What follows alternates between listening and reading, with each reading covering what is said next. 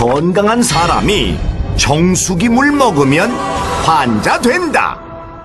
깨끗한 물 먹으려고 비싼 돈 주고 구입한 정수기 물이 오히려 암세포를 활성화시키고 또 당뇨병, 심장병 같은 질병을 유발한다는 보고가 있습니다. 우리 국민의 70%가 사용하고 있는 역삼투압 정수기는 이 물속에 들어있는 여러 가지 중금속이나 질소 같은 유해 물질을 완벽하게 제거합니다.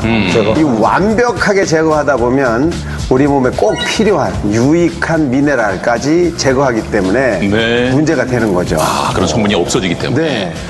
그 미네랄을 완벽하게 제거하게 되면 물이 굉장히 산성 쪽으로 가게 돼요. 이렇게 산성이 되면서 우리 공기 중에 있는 이산화탄소를 싹 물속으로 갖고 들어가거든요. 그럼 산도가 자꾸 높아집니다. 우리 몸은 항상 일정한 산도를 유지하고 있습니다. 이 산도가 변하면 큰 문제가 되는데 이 중요한 산도를 조절하는 역할을 하는 것이 중탄산염이라고 하는 미네랄인데 이 미네랄이 없어진 물을 먹게 되면 우리 몸은 점차 산성화되고 이로 인해서 뭐 혈액 순환에도 문제가 생기고 여러 가지 중요한 장기들, 간이나 콩팥에도 영향을 줘서 그럼 자칫하면 치명적일 수도 그렇죠. 계속 문제가 생기는 겁니다. 그래서 암 발생도 이거랑 연관이 있다 이런 보고도 있어요.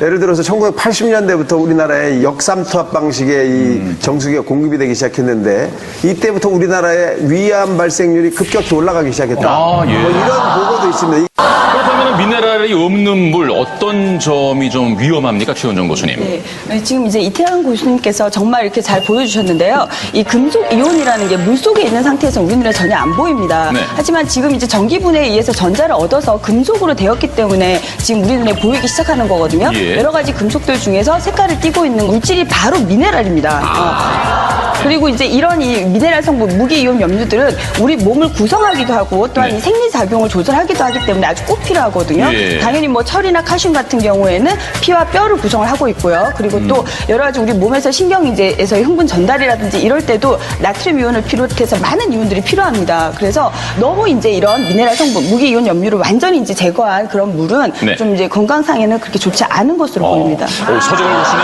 이거 쭉 얘기 들어보면 다소 좀 충격적인데요? 네, 실제 충격적인 일이 있었는데요. 일본에서 와카야마라는 현에서 무로병이라는 희귀병이 생겼는데 처음엔 전염병인 줄 알았다가 알고 보니까 너무 깨끗한 물을 먹어서 생긴 일이다. 이게 어떤 일이냐면은 우리가 너무 맑은 투명한 물을 먹었더니 실제 미네랄이 부족해서 근육이 위축이 되고 뇌나 척추나 이런 쪽이 손상을 받는 그런 일이 있었습니다. 지역마다 저런 산성수가 나오는 동네가 있습니다. 그래서 일본에서 그런 연구를 했어요. 그런 쪽에 물을 많이 먹은 사람들과 그렇지 않은 쪽에서 나는 물을 먹은 사람들을 비교해 봤더니 이 뇌졸중이나 암이 저런 산성수를 먹은 사람이 2배가 더 많고 그다음에 심장병은 3배 이상이 많았어요. 미국에서도 똑같은 그런 연구를 했는데 이쪽에서도 역시 심장 질환이 약 15% 이상 더 많았다라고 되어 있고 영국에서는 45% 이상 더 많이 발생하더라라는 연구 결과가 있습니다. 알겠습니다. 박용호 교수. 건강을 위해 물을 골라 마시는 사람들. 여럿이 모여 마시기도 하고 열심히 챙겨 마시기도 하는데요. 훨씬 그 피로감이 덜 느껴지고 그리고 이 물을 마시고부터는 피부도 한결 좋아지고 머릿속도 가끔가다 꾹꾹 찔려는 때가 한 번씩 있는데요. 그건 자연스럽게 그런 것이 없어지더라고요. 연예인들도 찾는다는 이 물 과연 무엇일까? 바로 알카리수인데요. 미용수로 많이 쓰이는 산성수, 수돗물과 비슷한 중성수, 그리고 알카리수에 시약을 넣었습니다. pH 농도에 따라 변하는 색 보이시죠? 보라색이 짙을수록 강알카리성을 띠는데요. 이것이 보라색으로 되면 우리 몸에 아주 필요한 미네랄이 풍부하게 많이 들어있는 것이고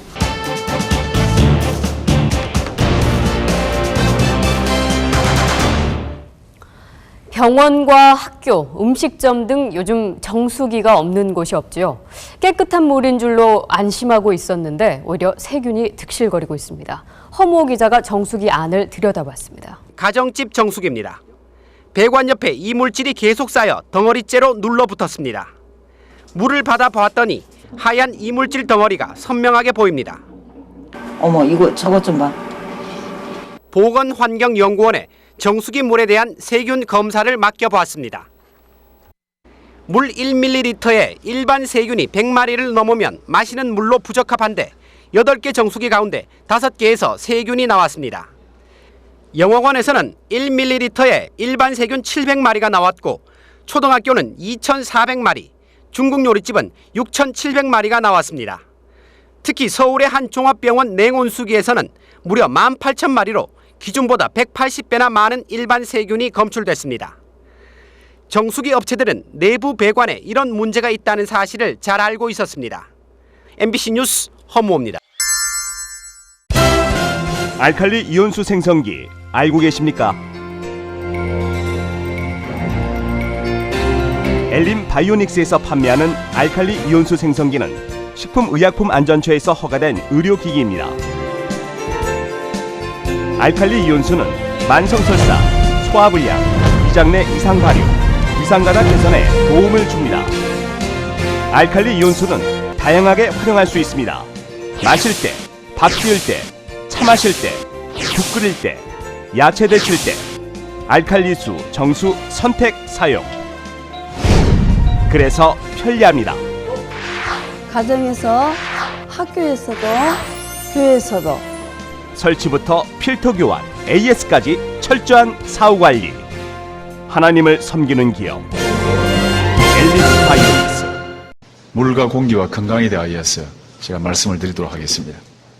그래서 이제 한국에서는 대표적으로 암이 사망의 제1 원인이고, 그 다음에 심장질환, 뇌질환, 고혈압, 당뇨라든지 각종 이제 관절염이라든지 또 아니면은 뭐 위의 염증이나 장염이나, 그 다음에 이제 특히 한국 사람은 4,700만 중에서 한 350만 명 정도가 간염, B형 간염, C형 간염으로 고통을 받고 있는데, 이런 그 감염성 질환, 그 다음에 이제 내분비, 호르몬에 문제가 있는 질환이라든지 또 소화기 질환을 우리가 분류를 하고 있습니다. 그것은 대부분 다가 우리의 생활 습관 중에서 결정적으로 차지하는 게 우리 입으로 들어가는 겁니다. 사람의 입으로 들어가는 것은 3가지거든요. 사람 몸으로 들어가는 것 중에 대표적인 것이 바로 물이고, 그 다음에 음식이고 공기입니다. 나무를 태우게 되면은 뭐가 생깁니까? 재와 연기가 생기는 거죠. 사람의 몸에도 똑같은 일이 벌어집니다. 탄수화물, 지방, 단백질이 효소의 도움으로, 작용으로 에너지를 발생하는 그 과정에 반드시 결과적으로 노폐물이 발생하거든요. 그래서 이제 병원에 가서 혈액검사 통해서 혈당이 높게 되면은 우리는 당뇨병이라고 진단을 받게 되는 거죠. 그 다음에 젖산이나 이산화탄소가 몸에 가득 차게 되면은 만성 피로증을 느끼게 됩니다. 그 다음 두 번째로는 지방은 탄수화물의 약 2배 정도의 에너지와 열량과 칼로리를 만들어냅니다. 대단히 중요한 에너지 원이죠. 그 지방이 에너지로 바꾸어지지 아니하고 우리의 또는 신경의 세포라든지 또는 신경에 관련된 조직으로 변화되지 아니하면은, 호르몬으로 변화되지 아니하고 우리 몸에서 돌아다니는 것을 우리는 고중성지방, 고지방산, 고콜레스테롤이라는 말을 쓰게 됩니다. 이것은 이제 구체적으로 우리 몸에 질병, 어떤 질병을 남기냐면은 비만이나 지방간이나 동맥경화나 고혈압이나 심장질환, 뇌질환. 예를 들면은 지방을 잘 섭취하지 않는 사람과 지방을 많이 섭취하는 사람의 대장암의 발병률을 보면은 지방을 많이 섭취하는 사람이 압도적으로 높습니다. 여성들 경우에는 자궁암이 압도적으로 높죠. 그 다음에 남성들 경우에는 전립선암이 압도적으로 높습니다. 그 다음에 여성들은 유방암이 높죠. 살이 찐 사람의 유방암 걸릴 확률과 살이 찌지 아니한 사람이 유방암 걸릴 확률을 비교하면은 살이 찐 사람이 압도적으로 높습니다. 남성도 마찬가지죠. 몸에 체지방이 높은 사람과 체지방이 낮은 사람의 전립선 비대증이나 전립선암을 비교해보면은 체지방이 높은 사람이 압도적으로 높죠. 우리가 음식을 통해서 섭취했던 탄수화물, 지방, 단백질의 쓰레기가 이런 질병을 일으킨다는 겁니다. 그래서 우리 몸에는 예를 들면은 우리 한국의 사망의 제1 원인이 심장질환이잖아요. 암이잖아요. 두 번째가 심장질환이고. 심장질환인 것은 심장을 둘러싸고 있는 관상동맥에 뭡니까? 지방의 쓰레기가 찼기 때문에 생기는 거죠. 그 다음에 세 번째 사망의 원인은 중풍이나 뇌질환, 뇌로 올라가는 뇌동맥에 관이 지방의 쓰레기가 찼기 때문에 전부 다가 우리가 먹는 음식의 쓰레기가 여기서 난다 이 말이에요. 사람의 질병의 뿌리가 어디 있다 그랬습니까? 사람의 질병의 뿌리는 우리가 먹는 음식의 쓰레기가 90% 이상이다 이 말이죠. 이 결과적인 현상을 약이나 수술이나 또 아니면 방사치료나 각종 현대학의 치료 기법으로 제거하고 억제하고 조절한다 해서 내가 먹는 음식의 습관이 고쳐지냐 이 말이죠. 고쳐질 리가 없죠. 바로 뭐냐면은 물입니다. 자기의 머리 하나 감는데도 2, 3리터를 쓰는데 내 몸속의 질병의 뿌리, 모든 질병의 뿌리가 내 몸속에 먹었던 음식의 쓰레기로 인하여서 발생하는데 그 쓰레기가 밖으로 나갈 수 있는 유일한 물질이 뭐냐면 물인데 그 물을 마시는 것을 사람들은 머리 감는 것보다 더 못하게 생각한다는 거예요. 교육의 문제입니까?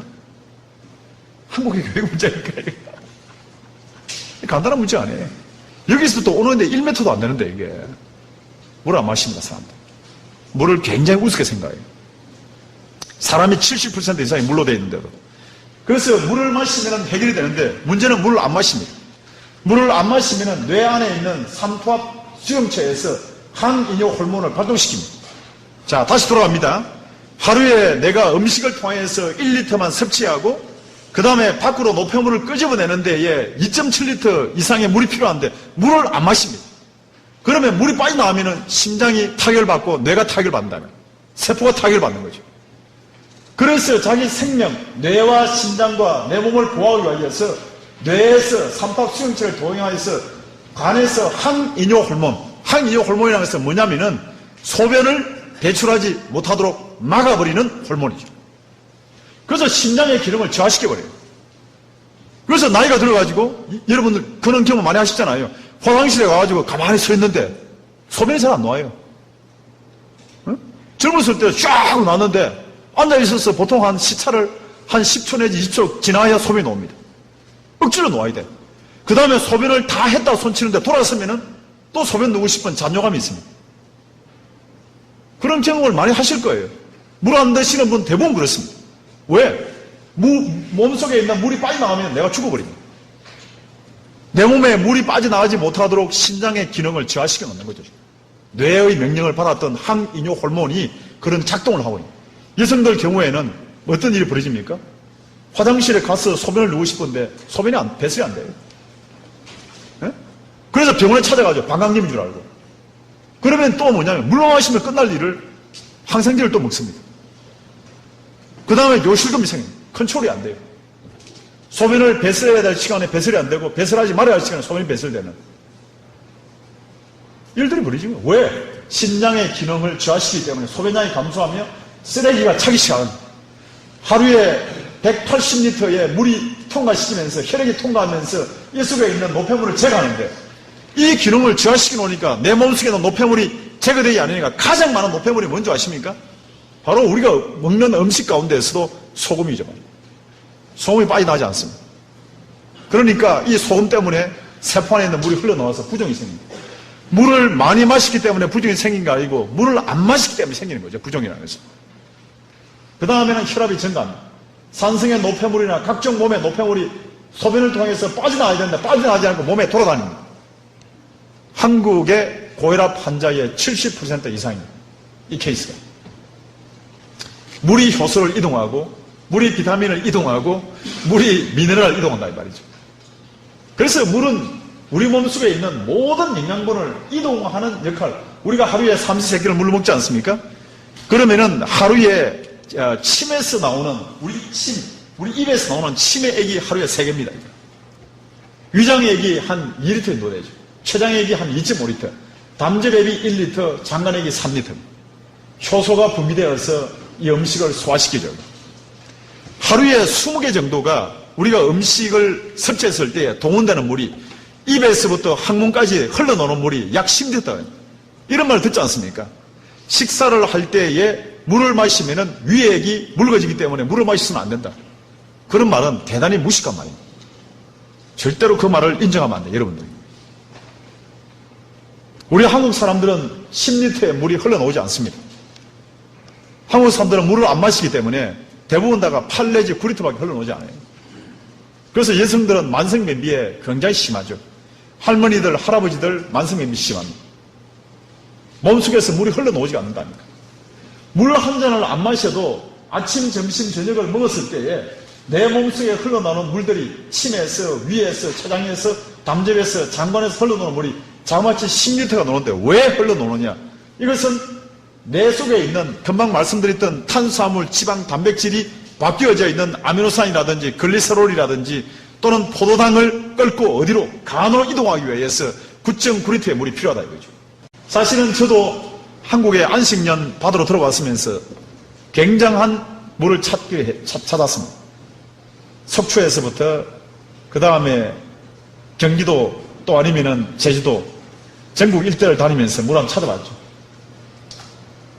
그 중에서 어떤 데는 막 물을 샘플을 가져와서 물 검사해달라고 해보니까 수많은 사람들이 굉장하게 친한 사람들도 저하고 중마고에 있던 사람들도 물공장하면서 강원도에서 물을 갖다 검사해달라고 이야기하더라고요. 검사를 보니까 물 산성이에요. 내가 니하고 아무리 친하더라도 산성인 물을 나는 너에게 소개할 수 없다. 이러한 상황에 그러면은 어떤 물을 얼마만큼 마셔야 되는가? 첫째는 혈액의 농도와 비슷한 약 알칼리수를 마셔야 됩니다. 그 다음에 안전하고 깨끗한 자연수, 칼슘이 풍부한 미네랄수, 미네랄이 풍부하다 이 말이에요. 그 다음에 물에 마시는 양은 체중 곱하기 33입니다. 우리 이 선생님 몸무게 얼마나 하십니까? 네? 70. 70이면 하루에 2.31리터입니다. 하루에 이거 4개 내지 5개 드셔야 돼요. 그래서 일본에는 알칼리를 만들어내기 위해서 오키나와에 있는 산호를 세라믹화해서 넣어서 이걸 물을 발생하십니다. 그래서 여기에다가 양이온 제거관이라든지 초음파 제거기, 한국 국내에도 제트크가 많이 나와 있어요. 일본도 마찬가지고. 여기에 대하여서. 그래서 일본 국내에서는 이거 한 대가 우리나라 돈으로 한 1,000만 원 하죠. 물과 음식과 공기를 통하여서 우리는 해결하지 못할 일이 없습니다.